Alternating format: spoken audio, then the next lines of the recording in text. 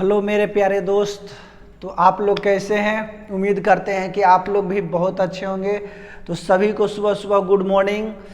तो आपके साथ मैं फिर से चल रहा हूँ करेंट अफेयर्स की क्लास, जो मैं बार बार बताता हूँ कि करेंट अफेयर्स की क्लास जो होती है बहुत ही इम्पोर्टेंट क्लास होती है, क्योंकि हर एग्जाम के लिए अब करेंट अफेयर्स जो है काफ़ी इम्पोर्टेंट बना दी गई है।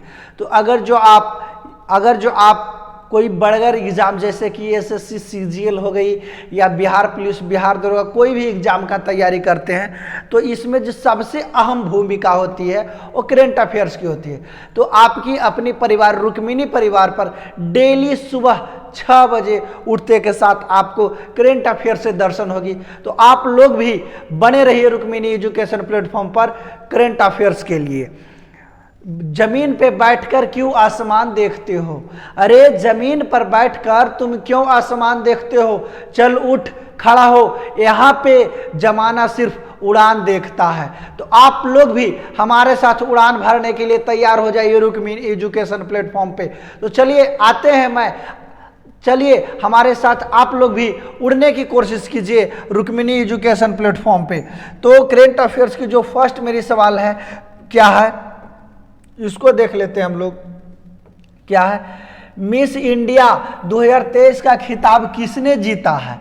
मिस इंडिया 2023 का खिताब किसने जीता है? तो सबसे पहले जान लेंगे कि यह मिस इंडिया 2023 का खिताब जो अभी चल रहा है वो कहाँ, वो 49वां खिताब है। कहाँ का कितना खिताब है?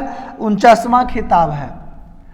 यह जो चल रहा है 49वां खिताब है। उसके बाद मैं बताता हूँ यह जो है हर साल कहाँ आयोजन किया जाता है। तो हर साल यह जो है आयोजन मुंबई में किया जाता है। कहाँ किया जाता है? मुंबई में किया जाता है। लेकिन इस साल जो 2023 में आयोजन हुई है, 2023 में आयोजन हुई है, ये इम्फाल में आयोजन हुआ है। कहाँ आयोजन हुआ? इम्फाल में आयोजन हुआ है। इम्फाल कहाँ पड़ता है? तो मणिपुर। कहाँ? मणिपुर। यह मणिपुर के इम्फाल में आयोजन किया गया है। और जो है यह किसने जीता है? तो 49वां जो मिस इंडिया का खिताब जो 2023 में चल रही है इम्फाल में, वो कौन जीते हैं? तो नंदिनी गुप्ता जीते हैं। कौन जीते हैं? विजेता कौन है? विजेता कौन है? नंदिनी गुप्ता। विजेता कौन है? नंदिनी गुप्ता जो है हमारे विजेता है। उसके बाद रनर कौन है? सेकेंड नंबर पर कौन है? तो श्रेया पुंज जो है दूसरे नंबर पर है। कईवें नंबर पर है? श्रेया पुंज जो है दूसरे नंबर पर है। उसके बाद मैं बात कर लेता हूँ और कुछ। और देखिए ये जो नंदिनी गुप्ता है वो कहाँ की रहने वाली है? तो ये राजस्थान की कोटा के रहने वाली है। कहाँ की? राजस्थान के कोटा की रहने वाली है। राजस्थान के कहाँ की? कोटा के रहने वाली है। इनका मात्र अभी एज की अगर जो बात कर लेता हूँ तो नंदिनी गुप्ता के एज मात्र कितना? 19 वर्ष है। कितना वर्ष? 19 वर्ष जो है 19 वर्ष हुई है। और यह क्या चाहती थी? यह बिजनेस का पढ़ाई करती थी। किस चीज का? बिजनेस का पढ़ाई करती थी। बिजनेस की पढ़ाई करती थी और टाटा को अपनी आदर्श मानती थी। किस चीज़ के? बिजनेस की पढ़ाई करती थी और टाटा को अपना जो है आदर्श मानती थी। कौन मानती थी? नंदिनी गुप्ता बिजनेस की पढ़ाई करती थी। तो आप ये बात को अगर जो ध्यान रखिएगा कि अगर जो आप किसी भी चीज़ का तैयारी करते हैं, या तो एसएससी का कर रहे हैं या यूपीएससी का कर रहे हैं, उसी हिसाब से आप अपने बेडरूम में उनका एक फ़ोटो चिपका दीजिए। और उनको देखने से क्या होगा? आप में इनर्जेटिक जो पॉजिटिव इनर्जेटिक पावर होती है वो काफ़ी डेवलप होगी। तो इससे आपको पढ़ने में है जो अच्छा लगेगा और अपने लक्ष्य की ओर आप भागने की कोशिश करेंगे। और इसके बारे में हम बता देते हैं आप लोगों को कुछ, इसके बारे में और कुछ जान लीजिए।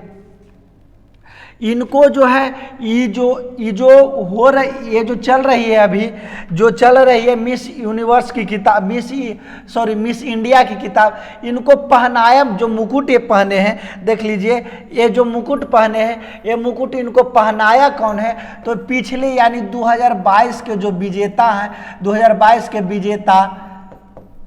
विजेता जो हैं विजेता जो 2022 के हैं शीला शेट्टी,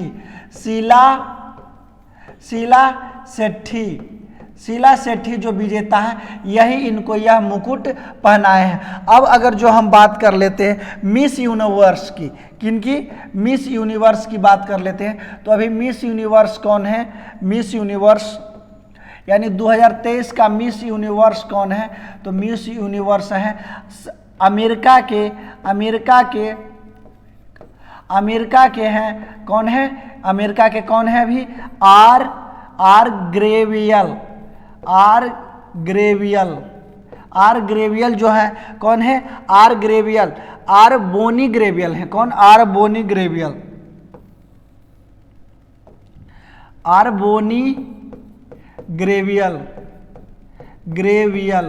आर ब्रोनी ग्रेवियल जो है अभी कौन है वर्तमान में मिस यूनिवर्स।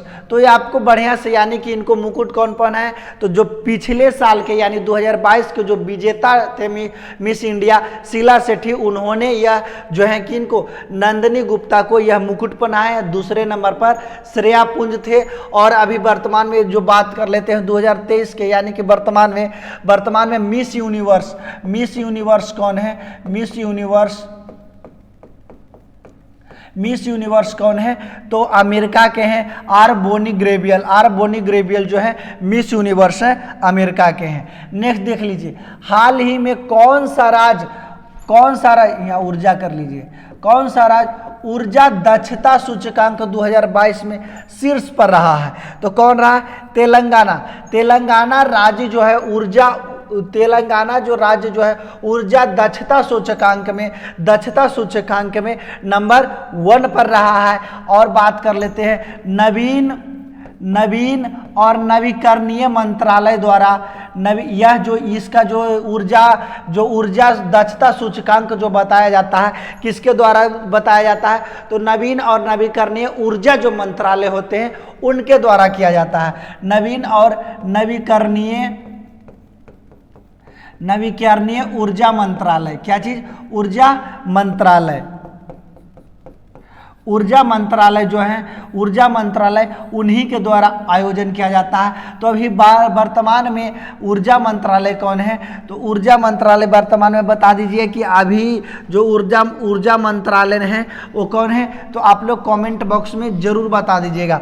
उसके बाद मैं बात कर लेता हूं, और उसके बाद यानी जितने भी राज्य हैं 16 अंक में थे, लेकिन तेलंगाना जो है 16 अंक से नीचे थे, 16 अंक पर थे, लेकिन तेलंगाना है जो है 16 अंक से ऊपर थे। क्या चीज, 16 अंक से ऊपर थे। इनमें रनर जो राज्य था, रनर यानी उप विजेता यानी रन कर रही थी, वो 5 राज्य थी। कौन राज्य थी, कितने राज्य थी, 5 राज्य थी। और नवीन और नवीकरणीय ऊर्जा मंत्रालय भी कौन है, आर.के. सिंह है। कौन है, R K.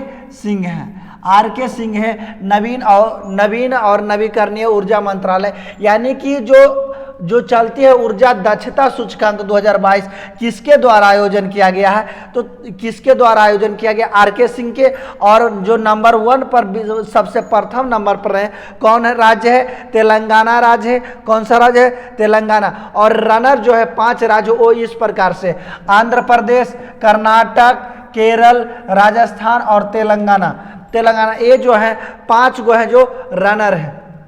State energy efficiency index जो 2021 और 22 में है, कौन अभी नंबर 1 पर है, तो तेलंगाना है। कौन है, तेलंगाना। नेक्स्ट देख लेते हैं, बिहार सरकार ने तकनीक शिक्षण संस्थानों में आईटी नेटवर्क को मजबूत करने के लिए कौन सा प्रोजेक्ट शुरू किया है, तो जो बिहार सरकार, ये भी बहुत इंपॉर्टेंट है, इसको VVI लगा दीजिए, क्योंकि बिहार के एग्जामिनेशन में ये पूछ देगी। और SSC की भी केंद्र लेवल का भी एग्जाम, सेंट्रल लेवल की जो एग्जाम होती है उसमें भी पूछने वाली है। तो बिहार सरकार ने तकनीक शिक्षण स्थानों में आईटी नेटवर्क को मजबूत करने के लिए कौन सा प्रोजेक्ट शुरू किया है, तो इलेक्ट्रॉनिक नॉलेज नेटवर्क जो है इसको शुरू किया। अब सोच रहे होंगे कि तकनीकी शिक्षण संस्थान आईटी नेटवर्क ई क्या चीज होता है, यानी कि जो इंजीनियरिंग और मेडिकल को जो पढ़ाई करते हैं उन्हीं को क्या कहा जाता है, आईटी नेटवर्क। तो इन्होंने आईटी नेटवर्क रेलटेल, क्या चीज, रेलटेल के ऑर्डर पर, रेलटेल के ऑर्डर पर इन्होंने 76.10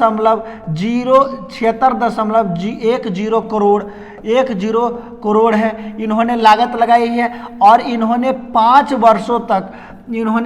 वर्षों तक क्या चीज का, 5 वर्षों तक शिक्षा को बनाए रखने की, जो शिक्षा चल रही है शिक्षा में कोई परिवर्तन नहीं होनी चाहिए, क्या चीज, शिक्षा में कोई परिवर्तन नहीं होनी चाहिए, क्या चीज, परिवर्तन नहीं होनी चाहिए, इसलिए इन्होंने बात की है। अभी अगर जो हम बिहार की बात ही कर रहे हैं तो बिहार के वर्तमान मुख्यमंत्री कौन है, आप लोग सभी जान रहे हैं कि बिहार के मुख्यमंत्री नीतीश कुमार हैं, श्री नीतीश कुमार हैं। कौन है, नीतीश कुमार।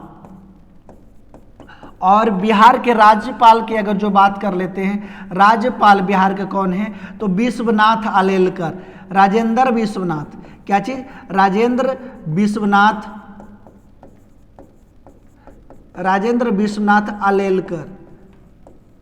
आलेलकर, राजेंद्र विश्वनाथ जो है उपराज्यपाल हैं। तो यह शिक्षा के क्षेत्र में बढ़ावा देने की बात कही है।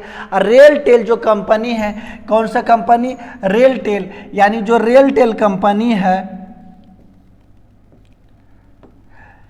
रेलटेल जो कंपनी आपकी दिखाई दे रही है, रेलटेल जो कंपनी है यह रेलवे का हिस्सा है, क्या चीज़ का है, रेलवे का हिस्सा है। क्या चीज़ है, आप सोच रहे हो कि रेलटेल क्या चीज़ है, तो रेलटेल जो है रेलवे का हिस्सा है। इसमें जो है नेटवर्किंग की काम करेगी। अगर जो कोई विद्यार्थी इंजीनियरिंग और मेडिकल की तैयारी कर रही है तो उसमें जो नेटवर्किंग इशूज चलती है, तो यानी कि जो कोई भी आईटी नेटवर्क शिक्षण संस्थान में अगर जो पढ़ेगी तो उसका नेटवर्क की कोई प्रॉब्लम नहीं होगी। इसीलिए बिहार सरकार ने 76.10 करोड़ जो है वो लागत लगाई है और 5 वर्षों तक शिक्षा में कोई परिवर्तन करने की बात नहीं की है।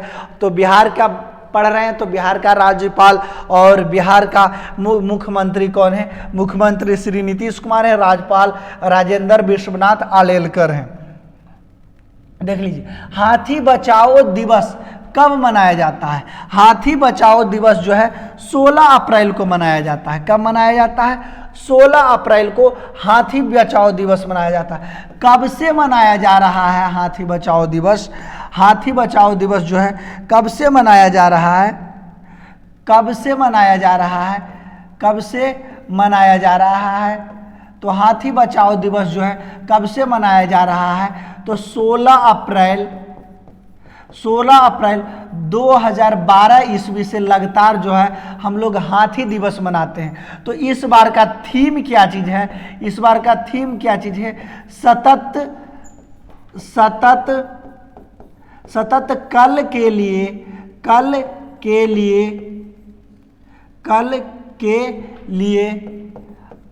लिए हाथी का सुरक्षा एवं आवास, क्या चीज, सुरक्षा एवं आवास,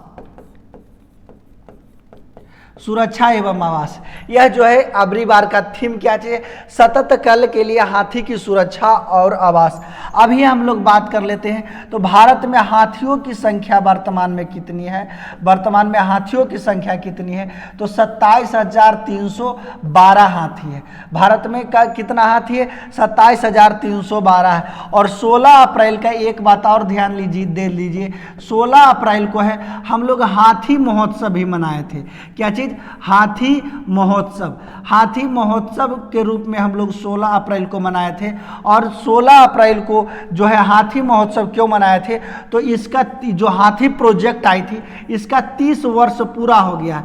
कितना वर्ष, 30 वर्ष पूरा हो गया है। और यह असम राज्यों में भारत के जो राष्ट्रपति हैं, भारत के क्या चीज, भारत के जो राष्ट्रपति हैं, राष्ट्रपति द्रौपदी मुर्मू, क्या चीज, द्रौपदी द्रौपदी मुर्मू जो हैं भारत के राष्ट्रपति हैं। इन्होंने 30 वर्ष जो 16 अप्रैल को जो हाथी प्रोजेक्ट है उसका 30 वर्ष पूरा हो गया था, उसी अवसर पर असम राज्यों में द्रौपदी मुर्मू ने हाथी महोत्सव मनाया। अब सोच रहे हो कि हाथी प्रोजेक्ट कब आई है, तो हाथी प्रोजेक्ट जो है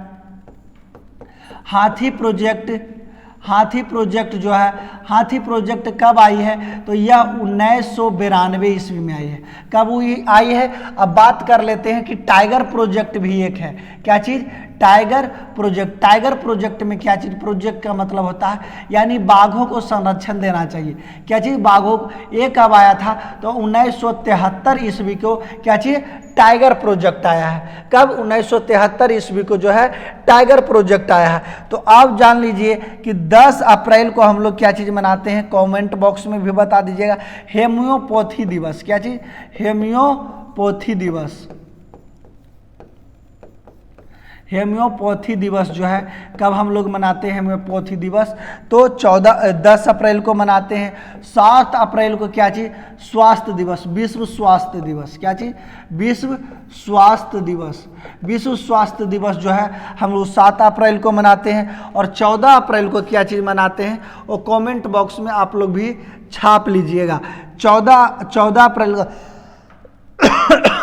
अप्रैल को हम लोग क्या चीज़ मनाते हैं, तो चगास रोग दिवस। क्या चीज? चगास रोग दिवस। चगास रोग दिवस जो है हम लोग चगास रोग दिवस कब मनाते हैं, तो 14 अप्रैल। 7 अप्रैल को विश्व स्वास्थ्य दिवस, 10 अप्रैल को होम्योपैथी डे, 14 अप्रैल को चगास रोग दिवस, और 10 अप्रैल जो है 10 अप्रैल को क्या चीज़? होम्योपैथी। और 16 अप्रैल जो है 16 अप्रैल को हम लोग हाथी बचाओ दिवस के रूप में मनाते हैं। क्या चीज़? हाथी बचाओ दिवस को रूप में मनाते हैं। 1 अप्रैल को क्या चीज़? उत्कल दिवस के रूप में मनाते हैं। क्या चीज़? 1 अप्रैल को उत्कल दिवस। 5 अप्रैल को क्या चीज़ मनाते हैं? समुद्री दिवस के रूप में मनाते हैं। तो ये सब भी आपको याद कर लीजिए। ये देखिए द्रौपदी मुर्मू है जो हाथी महोत्सव मनाने वक्त हाथी को केले खिलाए थे। हाथी को क्या चीज़? केले खिलाए थे और हाथी के संरक्षण करने की बात कर रहे थे द्रौपदी मुर्मू। तो इस बार की थीम भी आप लोग याद रखिएगा। नेक्स्ट देख लेते हैं, किस शहर में पूर्वोत्तर का पहला एम्स स्थापित किया गया है, तो पहला स्थापित कहा गया गुवाहाटी। गुवाहाटी कहाँ पड़ता है, तो असम राज्यों में। कहाँ? असम राज्यों में। यानी कि पूर्वोत्तर भारत की अगर जो हम लोग बात कर लेते हैं, पूर्वोत्तर भारत की अगर जो बात कर लेते हैं, तो गुवाहाटी में क्या चीज़? गुवाहाटी में एम्स हॉस्पिटल है उसकी स्थापना की है। और इसका उद्घाटन कौन किए हैं, तो उद्घाटन जरूर याद रखिएगा। उद्घाटन कौन किए हैं, तो हमारे पीएम नरेंद्र मोदी जी किए हैं। पीएम नरेंद्र मोदी जी किए हैं। इसका उद्घाटन कौन किए हैं? पीएम नरेंद्र मोदी। और इसका जो शुरुआत कब से की गई थी, जो पूर्वोत्तर भारत में एम्स की स्थापना की गई है, इसकी शुभारंभ कब की गई थी? तो शुभारंभ 2017 ईस्वी में मई में किया गया था। क्या चीज़ में? मई 2017 में किया गया था। कब? मई 2017 में। इसमें अगर जो हम लोग बेडों की संख्या बात कर लेते हैं, इसमें कितना बेड बनाया गया है, तो इसमें मरीज के लिए 750 बेड बनाया गया है। कितना बेड बनाया गया है, तो 750। तो गुवाहाटी में आप देख लेते हैं जो असम राज्य है, यही है हमारे प्रधानमंत्री जो एम्स के उद्घाटन में असम राज्यों में गए थे। और बात कर लेते हैं, हमारे जो दिखाई दे रही होगी, मैं इसको जूम कर देता हूं थोड़ा सा। हाँ, आप लोग को बढ़िया से दिखाई दे रही होगी। हाँ, अब देख लीजिए असम राज्य जो है कितने राज्य से होकर गुजरती है, कितने राज्यों से अपना सीमा रेखा जो है टच करती है, तो वो देख लीजिए। असम राज्य जो है कितने राज्यों से होकर अपना सीमा रेखा टच करती है, तो 7 राज्यों से। कितना राज्यों से? 7 राज्यों से। पहला अरुणाचल प्रदेश, दूसरा मेघालय, कि क्या चीज़ मेघालय। तीसरा अगर जो बात कर लेते हैं तो मणिपुर, क्या चीज़ मणिपुर। चौथा अगर जो बात कर लेते हैं तो मिजोरम। पांचवा अगर जो बात कर लेते हैं त्रिपुरा, क्या चीज़ त्रिपुरा। और क्या चीज़ छठा अगर जो हम लोग बात कर लेते हैं नागालैंड, क्या चीज़ नागालैंड। और सातवां अगर जो हम बात कर लेते हैं तो पश्चिम बंगाल, क्या चीज़ पश्चिम बंगाल है। यानी असम जो राज्य है वो कितने अपना सीमा रेखा कितने राज्यों से टच करती है, तो असम जो राज्य है वो 7 राज्यों से सीमा रेखा टच करती है। ऐसे भी हम लोग जानते हैं कि पूर्वोत्तर भारत में जितने भी राज्य हैं उसको 7 सिस्टर के नाम से जानते हैं। तो ये तो एक असम हो ही गई। तो असम ये देख लीजिए 7 सिस्टर कौन है, अरुणाचल प्रदेश, नागालैंड, मणिपुर, मिजोरम, त्रिपुरा, मेघालय, असम, ये सब जो हो गई 7 सिस्टर हो गई। कौन सी 7 सिस्टर। तो असम कितने राज्यों, असम का जो सीमा रेखा है कितने राज्यों से टच करता है, तो 7। असम को छोड़ा दिया और 7 बाकी किसको, एक फालतू कौन हो गया, ये जो यहाँ से आपको दिखाई दे रही है पश्चिम बंगाल जो है टच इसको करती है। नेक्स्ट देख लीजिए, हाल ही में भारत में सबसे ऊंची अंबेडकर जी का प्रतिमा का अनावरण किस राज्य में किया गया है, तो किस राज्य में किया गया है वो भी बता दीजिए, आप बता दीजिए। हाल ही में इसका जो आवरण हुआ है वो किस राज्य में किया गया है, किस राज्य में किया गया है, तो तेलंगाना राज्य में किया गया है। किस राज्य में किया गया है, तेलंगाना राज्य में किया गया है। और देख लीजिए अंबेडकर, अबरी जो हम लोग अंबेडकर जयंती मना रहे हैं, कितना 132वां जयंती मना रहे हैं अंबेडकर जी का, क्या चीज़ 132वां जयंती जो हम लोग मना रहे हैं कि केमा जयंती 132वां जयंती। और 132वां जयंती जो है इसके अवसर पर 125 फुट ऊंचा, 125 फुट ऊंचा उसको ऊंचा अंबेडकर जी की मूर्ति बनाई गई है। किनको, अंबेडकर जी की मूर्ति बनाई गई है, अंबेडकर जी की मूर्ति बनाई गई है। इसमें अगर जो हम टोटल बात कर लेते हैं तो 145 करोड़ रुपया खर्च हुआ है कि इसको बनाने में कितना 145 करोड़ रुपया खर्च हुआ है। और ये जो है 360 टन स्टील से बना है, क्या चीज़ से, स्टील से 360 टन स्टील से बना है। और 100 टन क्या चीज़ से, 100 टन कांसे से बना है, क्या चीज़ 100 टन कांसे से बना है। तो यह है। और इसका उद्घाटन करता कौन है, तो ये इस पर जो माला अर्पण करने गए थे तो उद्घाटन करता कौन है, उद्घाटन करता हमारे PM नरेंद्र मोदी हैं। क्या चीज़, PM नरेंद्र मोदी हैं, PM नरेंद्र मोदी जो हैं इसका उद्घाटन करता है। किनका उद्घाटन करता है, तो किनका उद्घाटन करता है, जो अंबेडकर जयंती के अवसर पर 125 फीट ऊंचा, 125 फीट ऊंचा जो अंबेडकर जी की मूर्तियां बनाई गई थी। ये भी याद रखिएगा कि अंबेडकर जयंती का कैमा जयंती है, तो यह 132वां जयंती है। कैमा जयंती है, तो यह 132वां जयंती है। और जो हम बात कर लेते हैं, और देख लीजिए यह तेलंगाना राज्य में बनाई गई है। और तेलंगाना राज्य में किस झील के किनारे, यह हुसैनी, ये जो आपको पानी आपको दिखाई दे रही है यह हुसैनी सागर झील, क्या चीज़, हुसैनी सागर झील के यह नज़दीक बनाया गया है। किस झील के नज़दीक बनाया गया है, तो हुसैनी सागर झील के यह नज़दीक बनाया गया है। कौन, अंबेडकर जी की मूर्तियाँ जो है। और अंबेडकर जी के बारे में तो जानबे करते हैं, यह संविधान निर्माता है, क्या चीज़, संविधान निर्माता है। संविधान निर्माता कौन है, अंबेडकर जी हैं। और इन्होंने संविधान के निर्माण में अपनी बहुत बड़ी भूमिका निभाई थी। और यह संविधान सभा के प्रारूप समिति का अध्यक्ष भी थे, प्रारूप समिति के अध्यक्ष थे, क्या चीज़, समिति के अध्यक्ष थे, प्रारूप समिति के अध्यक्ष थे। नेक्स्ट देख लीजिए, गृह मंत्री अमित शाह ने किस राज्य में भगवान हनुमान की 54 फीट ऊंची प्रतिमा का अनावरण किया है? तो किस राज्य में किया है? तो गुजरात राज्यों में किया है। हम लोग जानते हैं कि हाल फिलहाल में हनुमान जी की ये हनुमान जयंती के अवसर पर भारत के जो गृह मंत्री हैं अमित शाह ने 54 फीट ऊंचा हनुमान जी की मूर्ति को बनाया है। कितना? 54 फीट ऊंचा। कितना फीट ऊंचा? 54 फीट ऊंचा। कितना फीट ऊंचा?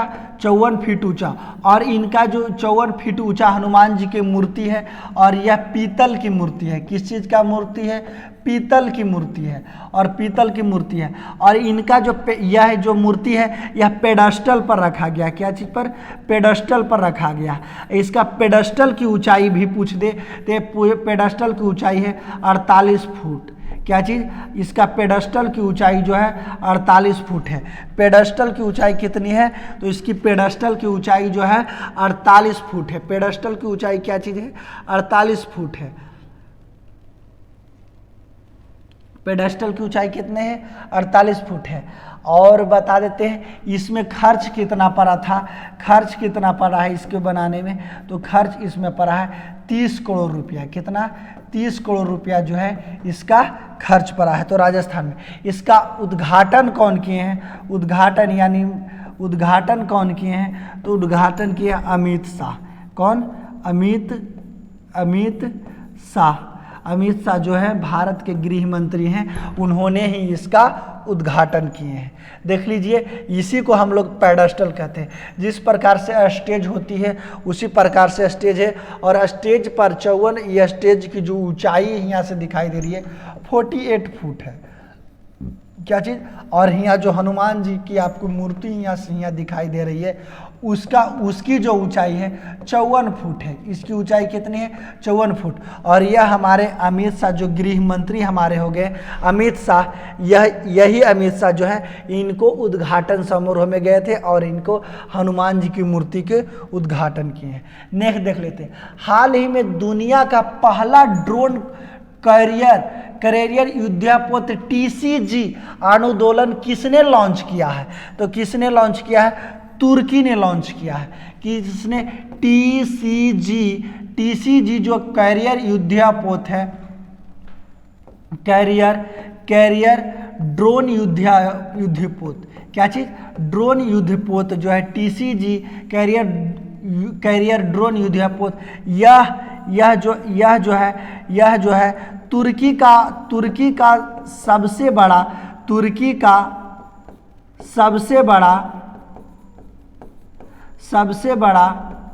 और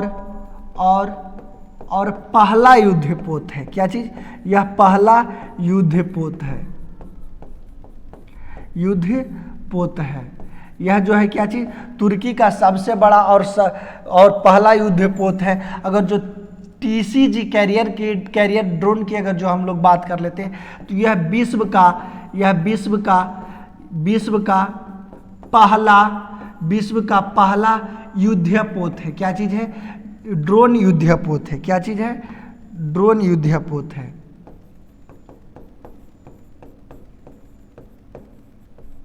ड्रोन युद्धपोत है। क्या चीज है?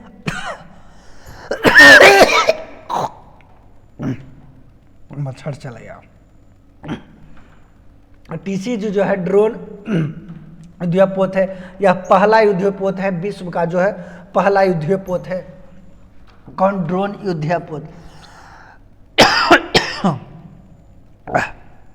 अब तुर्की के बारे में पढ़िए रहे तो तुर्की की राजधानी कहाँ है?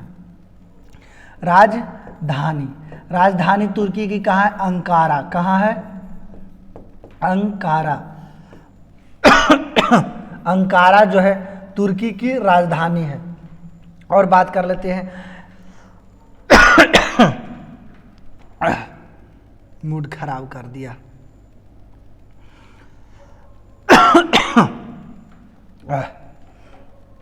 और देख लीजिए भारत का पहला रॉकेट कौन है? भारत का पहला रॉकेट कौन है? पहला रॉकेट रॉकेट कौन है? भारत का जो पहला रॉकेट है कौन है? विक्रम एस है। क्या विक्रम एस है। किसके द्वारा लॉन्च किया गया है? तो इसरो के द्वारा लॉन्च किया गया है। किसके द्वारा लॉन्च किया गया है? इसरो के द्वारा। हम लोग जानते हैं कि हाल फिलहाल में तुर्की में भूकंप आई थी। क्या चीज़ आई थी?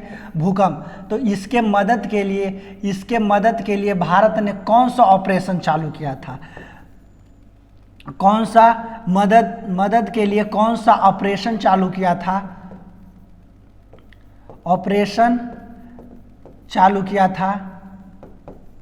कौन सा ऑपरेशन चालू किया था भूकंप के लिए?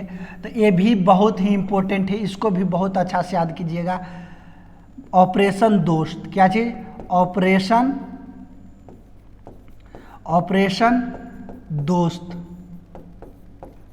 ऑपरेशन दोस्त जो है यह तुर्की में जो भूकंप आई थी, इसके मदद के लिए जो भारत किया था वो कौन सा ऑपरेशन चलाया था? ऑपरेशन दोस्त चलाया था। कौन सा चलाया था? ऑपरेशन दोस्त। यह देख लीजिए, world first drone carrier TCG Anadolu जो है, यही है TCG Anadolu. World first drone जो है युद्धपोत है, यही है यूक्रेन की कहते हैं, तुर्की की। किसकी? तुर्की के जो तुर्की बनाई है, विश्व का पहला जो है ड्रोन युद्धपोत है। नेक्स्ट, बिहार में कितने मनरेगा कार्ड को रद्द कर दिया गया? तो 48 लाख मनरेगा कार्ड को रद्द कर दिया गया। अब देखिए मनरेगा कार्ड को रद्द क्यों किया जाता है?